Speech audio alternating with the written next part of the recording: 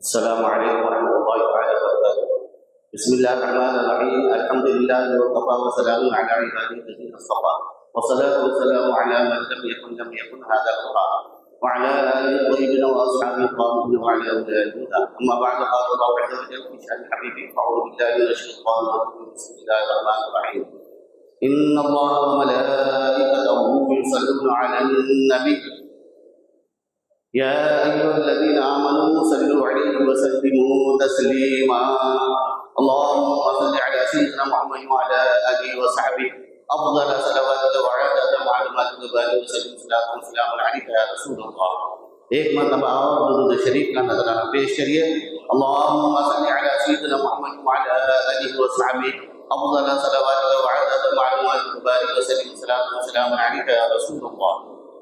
شیخ الاسلام والمسلمین بانی جامع نظامیہ امام اہل سنت علی حضرت مجدد دین و ملت الحافظ شاہ محمد اللہ فاروق فضیلت جمعی رحمت و رضوان ارشاد فرماتے ہیں، ہے درود پاک بھی ذکر شرع علی مقام، ہر طرح سے اس کا خالق و منظور ہے اہتمام، بھیجتا ہے درود فخر عالم پر مدام، اور فرشتے دائما مشغول ہیں اس میں تمام۔ کیسی طاعت ہوگی وہ جس میں ہو خود حق بھی شریک، ہے جو طاعت سے بری جس کا نہیں کوئی شریک۔ ایک مرتبہ اور بآواز بلند گنگنتا درود شریف کا نظرانہ پیش کریے۔ اللہم صل علی سیدنا محمد وعلی آلہ وصحبہ افضل صلوات وعدد معلومات وبارک وسلم صلاۃ وسلام علیک یا رسول اللہ۔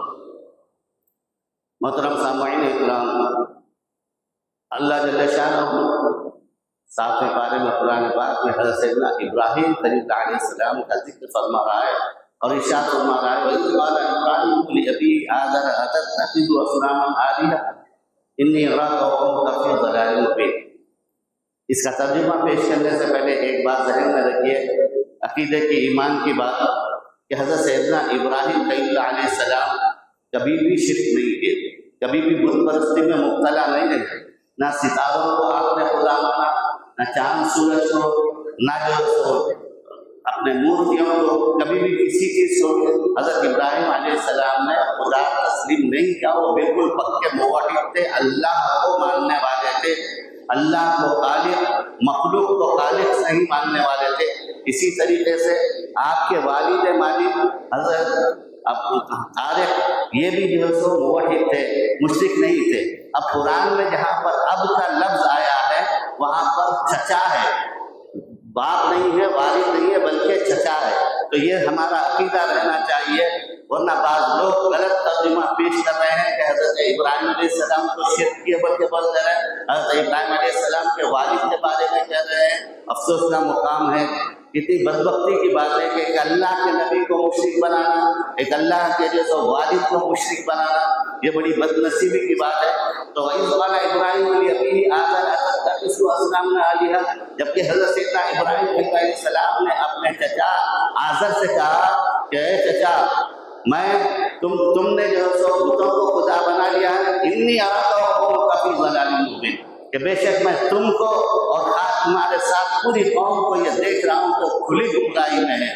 محترم سامعین اکرام، یہ جو حضرت ابراہیم علیہ السلام کا یہ جو دور تھا، یہ جو وقت تھا، ہر طرف شرک ہی شرک تھا، ہر طرف بت پرستی تھی، ستاروں کی پوجا کی جاتی تھی، چاند اور سورج کی پوجا کی جاتی تھی، اور اپنے ہاتھوں سے پتلوں کو بنا لیا جاتا، ان کو جو سو خدا تسلیم کیا جاتا تھا۔ پوری قوم ایک طرف مگر حضرت ابراہیم علیہ السلام ایک طرف۔ آج تو ہم جو سو کثیر تعداد میں ہیں، مگر پھر بھی ہم جھجکتے ہیں اپنے ایمان کو ظاہر کرنے کے لیے، اپنے عقیدے کو ظاہر کرنے کے لیے۔ تو یاد رکھیے کہ مسلمان اور قوم ایک جگہ جمع نہیں ہو سکتے، ایمان اور ایک جگہ جمع نہیں ہو سکتے۔ کہ کسی بندے سے ڈرنا یہ مسلمان کا، یہ مومن کا شیوا نہیں ہے، وہ صرف اللہ اور اس کے رسول صلی اللہ علیہ وسلم سے ڈرتا ہے، کسی اور سے نہیں ڈرتا۔ ہاں مگر یہ آج کل جو سو جس طریقے سے مسلمانوں کو ستایا اور پریشان کیا جا رہا ہے اور مسلمانوں کو زخمی کیا جا رہا ہے، مسلمانوں کا قتل ہو رہا ہے، کئی بھیڑ جمع ہو رہی ہے اور چند لہر مسلمانوں کو ختم کر رہے ہیں، تو مگر یہ بات یاد رکھیے کہ ہمیں بھی 1434 متقنا رہنا چاہیے، اور ہم اپنے آپ میں اپنے جسم میں اتنی صلاحیت پیدا کرنا چاہیے کہ ہم مرنے سے پہلے چاپ مار کے مریں گے، یہ ہمارے میں یہ جذبہ ہونا چاہیے۔ اس طریقے سے ہمیں اپنے جسم کو تیار کرنا چاہیے، ایسا نہیں کہ بے بسی کے عالم میں مر جا رہے ہیں، بے کسی کے عالم میں مر جا رہے ہیں، نہیں۔ اور یاد رکھیے کہ ہمارا ہندوستان کا دستور ہی اجازت دیتا ہے کہ جب کوئی تم پر حملہ آور ہو تو تم اس کا دفاع کر سکتے ہیں، جب کوئی ہمیں ختم کرنے آئے تو اس کا دفاع کرنا، اگر وہ مر جاتا ہے تو مر جانے دیجیے، مگر ایک بزدل کی طریقے سے نہیں مرنا چاہیے۔ تو بہرحال اس وقت کا جو ماحول تھا حضرت ابراہیم علیہ السلام کا، ہر طرف شرک کا ماحول تھا، مشرکانہ ماحول تھا۔ ایسے ماحول میں اللہ کے نبی حضرت سیدنا ابراہیم خلیل اللہ علیہ السلام برملا کھلے عام آپ نے کہا کہ اللہ ایک ہے، اللہ کے سوا کوئی عبادت کے لائق نہیں۔ یہ چاند ستارے یہ اپنے ہاتھوں سے بنائے ہوئے یہ مورتیاں خدا نہیں ہو سکتے۔ یہ ساری چیزیں جب اللہ نبی حضرت ابراہیم علیہ السلام نے اللہ کے لیے کسی کی پرواہ نہیں کی، اللہ کے لیے کسی کی پرواہ نہیں کی تو اللہ تعالیٰ بھی ایسے بندوں پر انعامات کی بارش فرماتا ہے۔ تو اس کے بعد اللہ کہہ رہا ہے کہ وَكَذَلِكَ نُرِي إِبْرَاهِيمَ مَلَكُوتَ السَّمَاوَاتِ وَالْأَرْضِ وَلِيَكُونَ مُوقِنِينَ۔ تو ہم بھی ہمارے ابراہیم کو ہم دکھا رہے ہیں آسمان اور زمینوں کی بادشاہ۔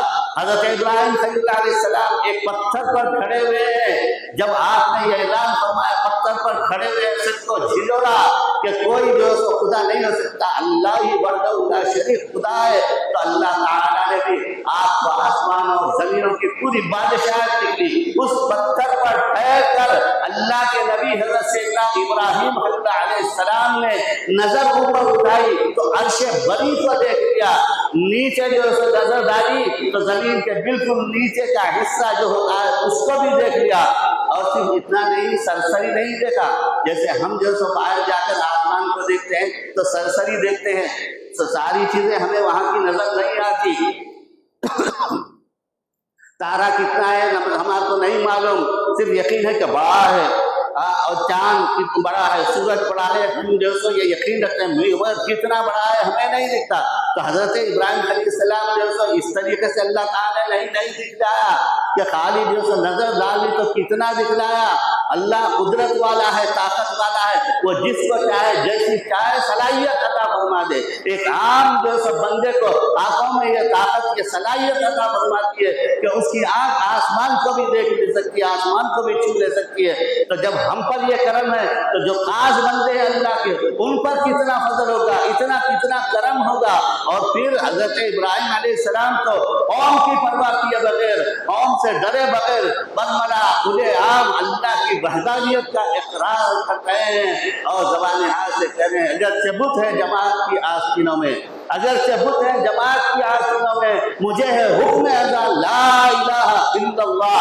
تو اللہ تعالیٰ نے بھی انہیں بصیرت بصارت سب کھول دی، اور آپ جب دیکھ رہے ہیں تو اوپر سے نیچے تک دیکھ لیا، تو سرسری نہیں دیکھا بلکہ ہر چیز کو اطمینان سے مشاہدہ کرنا، اطمینان سے۔ آپ فرماتے ہیں کہ میں نے ایک جگہ ایک بندے کو گناہ کرتے ہوئے دیکھا، ایک بندے کو گناہ کرتے ہوئے دیکھا تو مجھ سے برداشت نہیں ہوا، میں نے اللہ سے دعا کی اے اللہ یہ تیرا جو رزق کھاتا ہے اور تیری نافرمانی کر رہا ہے، یہ تیرا رزق کھاتا ہے تیری نافرمانی کر رہا ہے، اے اللہ اسے ہلاک کر دے۔ اللہ کے نبی کی زبان سے نکلا، وہ ہلاک ہو گیا۔ اسی طریقے سے اور ایک بندہ گناہ کر رہا ہے، آپ نے پھر وہی جو دعا کی، پھر وہ ہلاک ہو گیا۔ تیسرے کو دیکھا، وہ اس کے بارے میں بھی آپ نے دعا کی، وہ بھی ہلاک ہو گیا۔ اب اس کے بعد اللہ تعالیٰ نے ارشاد فرمایا اے ابراہیم بس، اے ابراہیم اس طریقے سے بد دعا مت دو قوم کو۔ دیکھو میں سارے مخلوق کو دیکھتا ہوں، سارے گناہ گاروں کو دیکھتا ہوں، مگر ان پر عذاب نازل نہیں کرتا، ان کو ہلاک نہیں کرتا، بلکہ انتظار دیکھتا ہوں کہ وہ توبہ کر لیں تو میں ان کی توبہ قبول کر لوں، چاہے کتنا ہی گناہ گار کیوں نہ ہو وہ توبہ کر لیں۔ اللہ اکبر۔ اللہ تعالیٰ کیسے رحم فرمانے والے ہیں، کیسے بخشش فرمانے والے ہیں، فرماتے ہیں کہ میں انتظار کرتا ہوں کہ وہ گناہوں سے توبہ کر لے تو میں اس کے گناہوں کو بخش دیتا ہوں، اسے معاف کر دیتا ہوں۔ اور اگر پھر اللہ تعالیٰ اشارت فرماتے ہیں خلیل ابراہیم سنو، اگر وہ جو ہے سو گناہوں سے باز نہیں آتا، ایمان والا ایمان کی حالت میں چلا گیا، تو اگر اس کا کوئی نیک لڑکا، اس کی نیک اولاد اس کے لیے دعائیں مغفرت کرتی ہے تو میں اسے بخش دیتا ہوں۔ سبحان اللہ سبحان اللہ۔ پھر ارشاد فرماتا ہے کہ وہ بھی گناہوں سے توبہ نہیں کیا، مر گیا مگر ایمان والا تھا، اس کی اولاد بھی اس کے لیے مغفرت نہیں کی اور ایصال ثواب کا اہتمام نہیں کیا، اور تو پھر اللہ تعالیٰ فرماتا ہے چونکہ وہ ایمان والا ہے تو میں اپنے فضل و کرم سے اسے بخش دیتا ہوں۔ سبحان اللہ۔ ہم تو مائل بکرم ہے، کوئی سائل ہی نہیں، راہ دکھلائے کسے راہ رب منزل نہیں۔ تو محترم سامعین اکرام، اللہ تعالیٰ ہم پر بہت رحم کرنے والے ہیں، بہت بخشنے والے ہیں، تو یاد رکھیے کہ ہمیں اللہ کی بارگاہ میں سب سے پہلے مغفرت طلب کرتے رہنا چاہیے۔ یہ جو اہم چیز ہے ہم اس سے ہی غفلت برتتے ہیں، تو اس کے لیے استغفر اللہ ربی من کل ذنب واتوب الیہ کہنا چاہیے۔ اے اللہ میں تجھ سے اپنے تمام گناہوں کی مغفرت طلب کرتا ہوں، تو مجھے بخش دے، یہ دعا کرتے رہنا چاہیے۔ یا پھر استغفر اللہ، اے اللہ میں مغفرت طلب کر رہا ہوں، ایسا یہ کہنا چاہیے۔ اللہ تعالیٰ سے جب ہم مغفرت طلب کرتے ہیں تو اللہ تعالیٰ بہت خوش ہوتا ہے، ہم پر بہت رحم فرماتا ہے، بہت کرم فرماتا ہے۔ اب بعض جگہ بعض لوگ یہ خیال کرتے ہیں گناہ کیے، توفیق ہو گئی، توبہ کر لیے، پھر کیا ہوتا ہے نفس کی شرارت سے پھر گناہ ہو جاتا ہے، تب یہ سمجھتے ہیں ارے بھائی میں گناہ کیا اور توبہ کر لیا مگر پھر گناہ ہو گئے، اب یہ بار بار گناہ ہو رہا ہے تو میں توبہ کرنے سے میرے کیا ہوتا ہے، مجھے چھوڑ دیتے ہیں۔ ایسا نہیں ہونا چاہیے، اگر بار بار گناہ نہیں کرنا چاہیے، اگر بار بار گناہ ہو رہا ہے تو پھر اللہ سے مغفرت طلب کرنا چاہیے۔ ایک مثال دے کر سمجھاتا ہوں، ہم جا رہے ہیں، ہمارے کپڑوں پر جو سو گندگی اچھل گئی تو ہم اس کو جو سو دھو لیتے ہیں، پھر اس کے بعد جو ہے سو پھر نکلے تو پھر گندگی جو سو اچھلتی ہے تو پھر دھو لیتے ہیں، کپڑا پاک ہو جاتا ہے، پھر نکالتے ہیں تو پھر گندگی۔ اب یہ نہیں سوچتے کہ بار بار میرے کپڑوں پر گندگی اچھل رہی ہے، اب دھونے سے کیا فائدہ، ایسا نہیں سمجھتے۔ تو اسی طریقے سے بلا تجزیہ و تمثیل اللہ کی بارگاہ میں مغفرت طلب کرتے رہنا چاہیے۔ اب پتہ نہیں اگر کسی وقت سچی اگر جو سب توبہ ہو جائے تو ہماری زندگی سنور جاتی ہے، ہماری زندگیوں میں انقلاب آ جاتا ہے، تو مغفرت۔ اب دیکھیے امیر المومنین حضرت سیدنا عمر بن خطاب رضی اللہ تعالیٰ عنہ کا دور ہے، آپ بڑے سخت تھے، اسلامی احکامات کو بڑے سختی سے نافذ فرماتے تھے، اور ایک مومن کا یہ جذبہ ہونا چاہیے کہ ہم اسلامی احکامات پر خود بھی عمل کریں اور دوسروں کو بھی، اپنے گھر والوں کو، دوست احباب کو بھی اس طرف ترغیب دلائیں، توجہ دلائیں، ایک دوسرے کو نیکیوں کی طرف بلائیں، گناہوں سے روکیں، برائیوں سے روکیں۔ یہ مومن کی شان ہے کہ ایک مومن دوسرے مومن کی مددگار ہے، اور یأمرون بالمعروف وینہون عن المنکر، کہ نیکیوں کا حکم دیتے ہیں، برائیوں سے روکتے ہیں۔ تو ہماری یہ توجہ ہونا چاہیے ایک دوسرے کو کہ برائیوں سے روکیں اور نیکیوں کی ترغیب دلائیں۔ تو خیر حضرت سیدنا عمر بن خطاب رضی اللہ تعالیٰ عنہ بڑے سخت اسلامی احکامات میں، کسی کو بخش نہیں دیتے، درہ لے کر نکلتے، جدھر نکلتے لوگ کانپ جاتے تھے کہ ہمارے سے کچھ خطا تو نہیں ہوگی، درہ ہے عمر تو نہیں چلے گا۔ تو ایک وقت تشریف لے جا رہے ہیں، ایک شخص جو ہے سو شراب کا شیشہ ہاتھ میں جا رہا ہے، شراب کا شیشہ لے کر جا رہا ہے۔ حضرت عمر رضی اللہ تعالیٰ عنہ کی نظر پڑ گئی، وہ فوری اپنے جیب میں ڈال لیا۔ اب حضرت عمر رضی اللہ تعالیٰ عنہ قریب آئے، کانپ رہا ہے تھر تھر، کہ جلال عمر مشہور، تھر تھر کانپ رہا ہے، کانپتے کانپ۔ تو حضرت عمر رضی اللہ تعالیٰ عنہ نے کہا کہ کیوں کانپ رہا ہے؟ بولے کچھ نہیں حضرت، آپ کے جلال سے کانپ رہا ہوں۔ بولے وہ اندر کیا رکھ لیا ہے؟ اب اپنے من میں ہی من میں، اپنے دل ہی دل میں اس نے اللہ سے مغفرت طلب کی، اور جو سب گر گیا، اے اللہ میرے گناہوں کو بخش دے، اب پھر کبھی شراب کو میں ہاتھ نہیں لگاؤں گا، کبھی اس طرف توجہ نہیں کراؤں گا۔ اور یہ سچے دل سے اندر تھوڑی دیر میں اللہ کی بارگاہ میں گر گیا وہ بندہ، تو اس کے بعد اس کی زبان سے نکلا کہ وہ کیا ہے تمہارے پاس؟ بولے دودھ کا شیشہ ہے، دودھ کا شیشہ کا نکال کے بتا۔ تو جب وہ نکالا اس نے تو اس میں واقعی دودھ تھا۔ سبحان اللہ، اللہ تعالیٰ تعالیٰ کا کیسا فضل ہے، کیسا کرم ہے اپنے بندوں پر، کس طریقے سے جو سو ہمیں ہمارے گناہوں کو معاف فرما جاتا ہے۔ مگر ہماری بھی ضرورت ہے کہ ہم اللہ کی طرف رجوع کریں۔ آپ کو ہماری ساری کائنات کیا خواہ مولا محمد مصطفیٰ احمد مصطفیٰ صلی اللہ علیہ وسلم کا ارشاد ہے کہ تائب من الذنب کمن لا ذنب له، کہ توبہ کرنے والا ایسا ہے جب توبہ سچے دل سے کر لیتا ہے تو جیسے اس نے گناہ کیا ہی نہیں۔ پھر اس کی بہت بڑی تفسیر ہے، پھر کبھی انشاءاللہ عرض کروں گا۔ تو بہرحال اللہ تعالیٰ نے حضرت ابراہیم خلیل علیہ السلام سے فرمایا کہ اے نبی اس طریقے سے بددعا مت دو، انتظار کرو تاکہ وہ مغفرت طلب کرے، وہ نہ کرے تو ان کی اولاد کرے، وہ بھی نہ کرے تو اگر وہ ایمان والا ہے تو میں اسے بخش دوں گا۔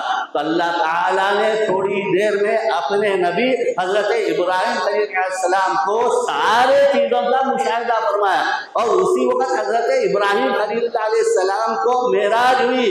تو جب ان کی معراج کی شان ہے تو ہمارے آقا کی معراج کی شان کیا ہوگی؟ کیا انہیں کچھ نہیں معلوم؟ ہاں زمین میں کیا ہے، آسمان میں کیا ہے، ادھر کیا ہے، کچھ بھی نہیں معلوم۔ ارے کم بخت کلمہ پڑھتا ہے، یہ عقیدہ رکھتا ہے، جبکہ اللہ تعالیٰ فرماتا ہے وَعَلَّمَكَ مَا لَمْ تَكُنْ تَعْلَمْ۔ اے حبیب آپ جو کچھ نہیں جانتے تھے ہم نے آپ کو سکھلا دیا۔ دعا ہے کہ پروردگار ہم تمام کو صراط مستقیم مسلک حق اہل سنت و جماعت پر قائم و دائم رکھے۔ یا خدا جس میں جب تک کہ ہماری جان رہے تجھ پہ سب سے تیرے محبوب کے قربان رہے، کچھ رہے یا نہ رہے، پر یہ دعا ہے کہ امین نظر و سلامت ہمارا ایمان رہے۔ وصلی اللہ تعالی علی خیر خلقی و نور عرش سیدنا محمد وعلی آلہ وصحبہ اجمعین برحمتک یا ارحم الراحمین والحمد للہ رب العالمین۔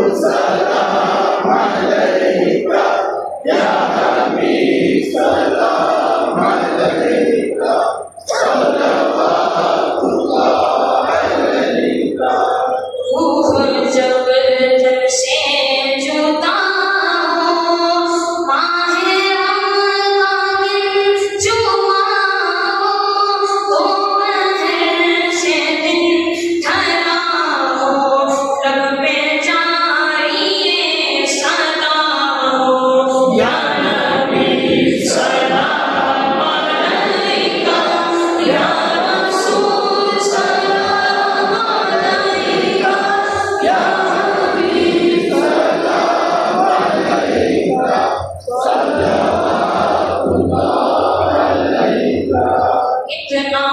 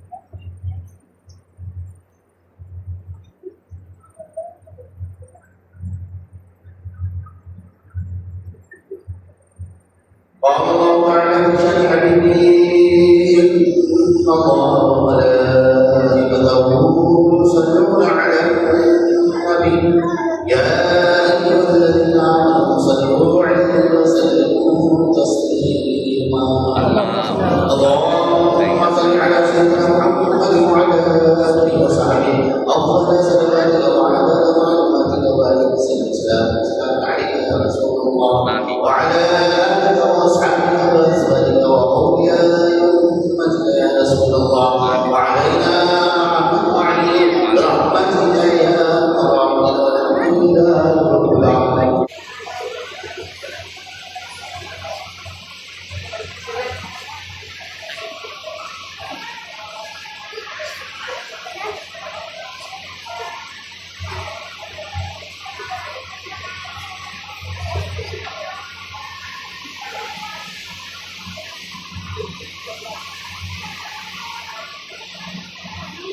Hey.